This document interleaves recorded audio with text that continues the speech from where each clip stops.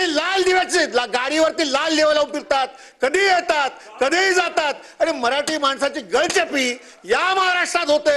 अध्यक्ष महोदय, हे कोण आहेत? हे तोटी आहेत का? हे अधिकारी असतील आणि मुख्यमंत्री कार्यालयातून फोन येईल। ठीक आहे, मुख्यमंत्री कार्यालयातून फोन येईल, पोलीस स्टेशनला तुमची केस घेतली जाणार नाही। एवढी दादागिरी असेल तर या महाराष्ट्रात मारलं सर्वांना आणि त्याने बाहेरची लोक आणून सगळ्यांनी त्या मराठी माणसाला मारहाण केली। तो माणूस आज हॉस्पिटलमध्ये सिरियस आहे।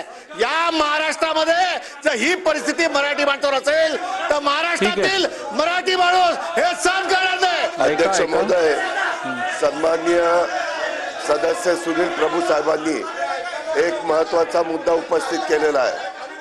हा महाराष्ट्र शिवशाहू फुले आंबेडकरांचा महाराष्ट्र आहे आणि या महाराष्ट्रामध्ये मराठी माणसावर कोणी अन्याय करत असेल आणि आता जी माहिती देण्यात आलेली ती ताबडतोब तपासून तो अधिकारी किती मोठ्या बापाचा असला तरी त्याची हायगाई केली जाणार नाही, त्याच्यावर कारवाई केली जाईल आणि ह्या कारवाईच्या माध्यमातून महाराष्ट्रातल्या प्रत्येक मराठी माणसाचा मान सन्मान या राज्यामध्ये हा निश्चितपणे ठेवला जाईल।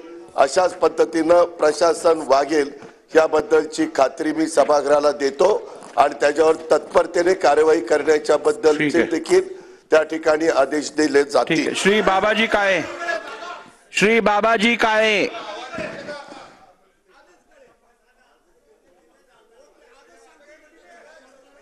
बसा बसा, चला बाबाजी काळे,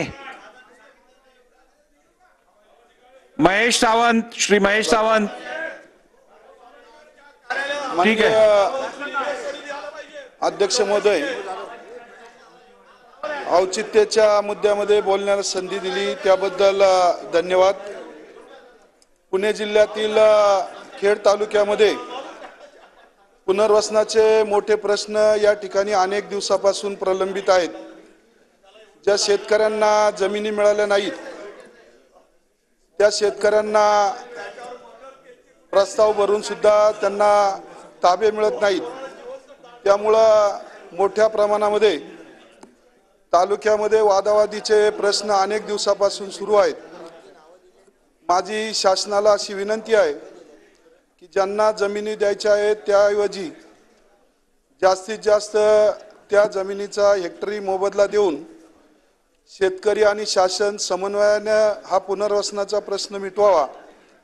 कारण जमिनीचे ताबे देण्यास फार मोठ्या अडचणी तालुक्यामध्ये होत आहेत। तसेच ज्यांना